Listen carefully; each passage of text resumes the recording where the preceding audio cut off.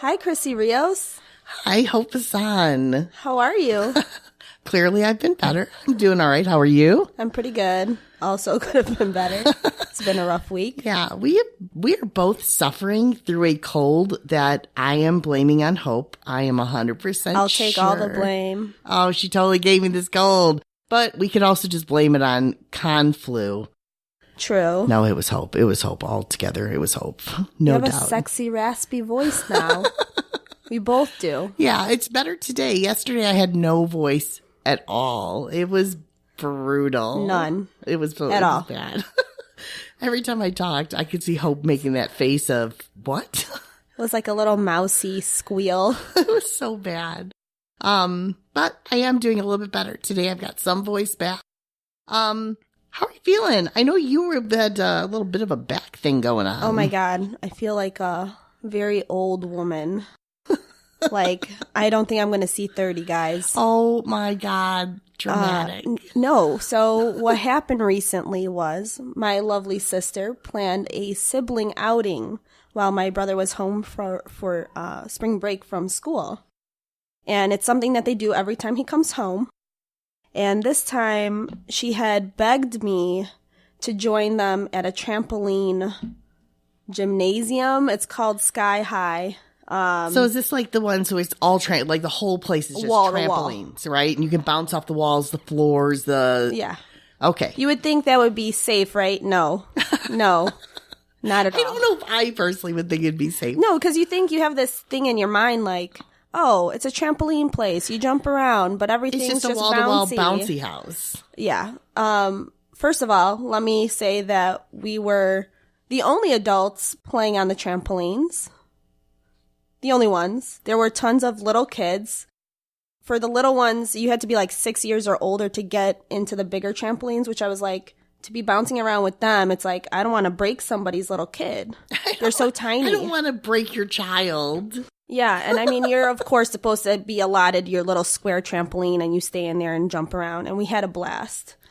Also realized how athletically lax I've been. There's like, I'm not a gym person at all. So going there was an experience.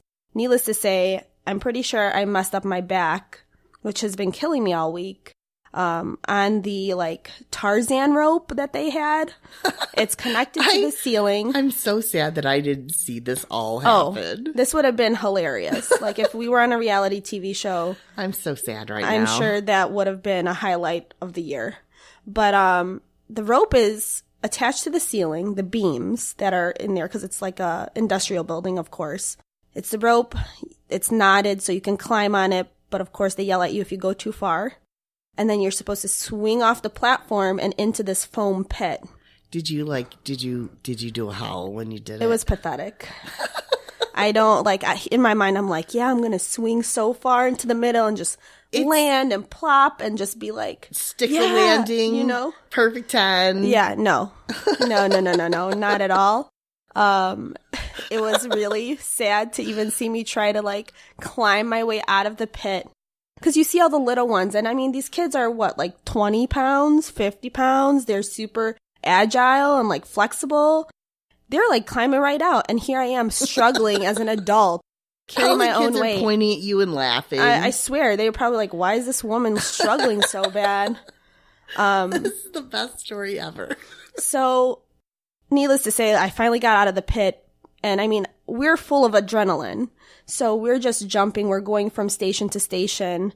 They had these giant balls too. Like, think of hamster balls that, you know, but for adults. Are they the ones that you get inside and you just basically go after each other and then you roll in them? Oh, yes. I've seen these. I didn't know they had those at the trampoline places. They had a section of them. That's awesome. And they also had a dodgeball section. Oh, I'd have been all over that. We have to go back now just for dodgeball. I didn't last in the dodgeball section. We're still going back. I want to do dodgeball. Getting back to the hamster balls, though, it was my sister, myself, my brother, and my brother's girlfriend, because there were only 4 balls in the pit. So we get in them, and we're just struggling to, like, you have to, like, roll it, like, walk in the ball. It's really strange.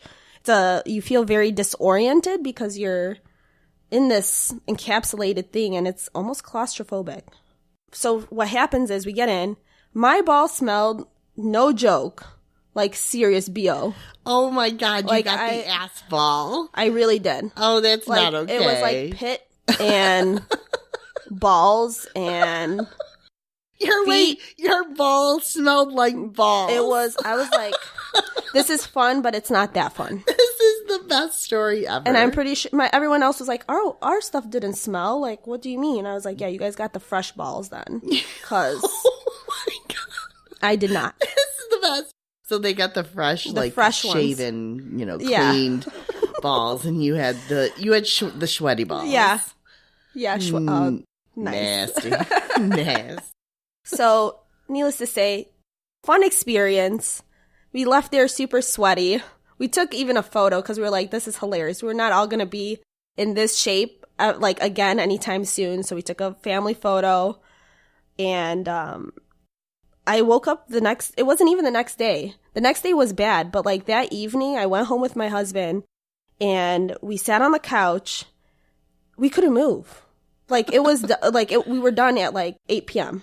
It's just so funny because you don't think of it. You see it and you think, oh my gosh, you're just jumping around, you're bouncing, and you have all this support from the trampolines to kind of not cause any joint or body issues. And you came home completely broken.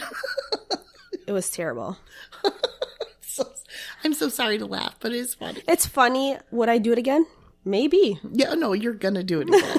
We have to do this. This has to be a team effort. We have to get the Quinn team to come up and do a trampoline day. I feel like I wouldn't go as buck wild as I did, though. As buck wild as I did. That's the only weird, crazy word I can think of in terms of my God. That's perfect. It's like innocence is bliss. Like you don't know what you're walking into.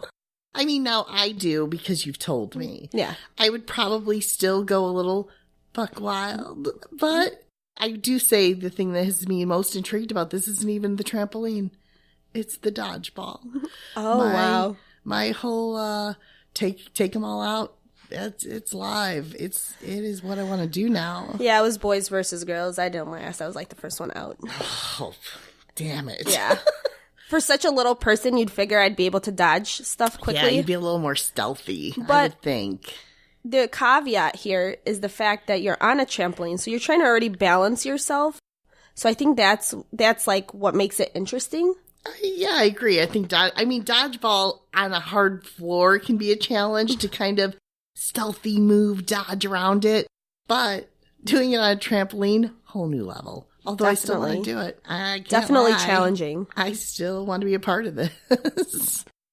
All right. So at least you had a good time. I did. It was really good, which leads me into saying that after our field trip to the CBD place. Oh, from the intro podcast. Yes. Yes. I decided to buy a cream from there. How did that work for you? It would, believe it or not, after Stefan massaged the crap out of my back with the cream, it helped. It didn't go away. I'm not going to say it was a painkiller, miracle worker, but I would say that the pain kind of dulled down. Mm-hmm. It went from being maybe, let's say, 7, which I still think is a little extreme, but for example, from a 7, it went down to maybe a 3. I always love that number scale thing because I'm never sure what. I think it's all like perception, right? Yeah. So you can come up to me right now and ask me, how does my chest feel? And it's like liquid hot fucking magma in there. It's just so painful. So if somebody asks, I'm like, no, it's a raging 10. It's not even a 10. It's a raging 10 right now. But somebody else might be like, stuffing a pussy. It's not that bad. So it's all really perception. But when somebody asks you, I guess that's kind of their gauge to know how was the pain for you and how did it lessen, right? I get I get it, but it always makes me laugh every time I hear it because I'm like, so what's a 10 for you then? Right. I'm always curious. What's a 10? I need to know. I don't think I've been outside of a 3 in. But I also feel like you have children, so your pain scale is totally different. I feel like after childbirth, different. My pain scale is different too because I've had so many broken bones. Yeah. my being an athlete my whole life really took its toll. And now as an adult, like, wait, no, I use that term loosely. I'm never going to be an adult. But as a grown up, I do have to say my threshold has always been high. Mm-hmm. But yeah, I would say it definitely helped bring it to a whole new level. Mm-hmm. And then you add in 3, 4, 5 broken bones and broken noses. Yeah, and, I could take a lot. In terms of experience, having broken bones or anything severe happening to me, thank God, none. Yeah, you don't want that in your life, trust me. So, getting back to the CBD, bought the cream. There were plenty to choose from. Chrissy, you were there. Yes. You probably have some things to say about it too. But I would definitely buy the cream again. I was going to ask you if it was something, would you buy it again or would you, that was my question too. And I was going to ask that and I saved it for the podcast because I was curious. Is it something you would buy again or is it something that you're like, yeah, they have creams that can do this like icy hot. Yeah, but I also don't want to smell like Bengay grandma. Oh, come on. So schmexy it is. I know. But honestly, I feel like I would definitely buy a cream again. Maybe I would try a different brand. Yeah. A different amount of milligrams in it. But I would definitely... You got a lower one, right, to start out with because he recommended doing No, that, I got right? the higher one. Oh, you got the higher one. Oh, yeah.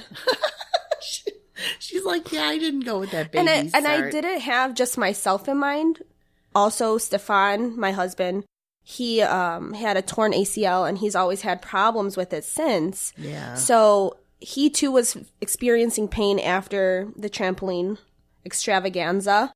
And it worked for him too. Like he put it on, we rubbed it on his knee and he was like, wow, this actually kind of helps. Yeah. I do want the cream now. Now I just wanted you to be my test dummy, I guess. I figured if it worked for you guys, then I'd give it the cash flow. But, I went in to get something different there. Like I went in, I'd already tried the drops. Mm-hmm. I do like the drops. I took them with me to C2E2 that I keep wanting to call E3.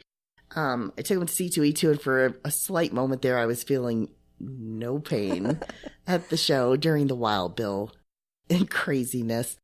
But I will say that and then at this shop that we were at, which was Cloud Vapor Lounge in Logan Square in Chicago. When we went there, one of the things I did also appreciate was the selection. There was so much. You're 100%. They had a very good variety of items there. Yeah. It's not a regular smoke shop. It's really CBD based. So you don't go in there necessarily, I would say, probably not to buy like... You're not getting vape juice there.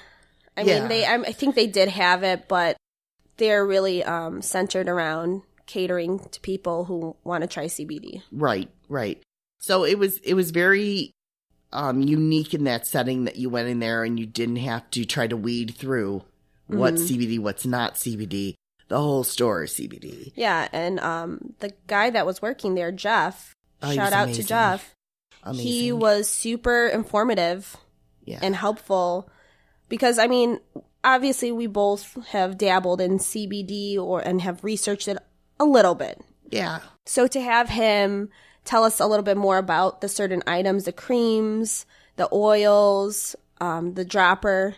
Yeah. It was great. Yeah. Everything that, anything I had questions about, I felt like he answered. It was kind of funny to me too when I told him how much I was taking in the dropper. And his reaction immediately, whoa, that's a lot. Instant gratification.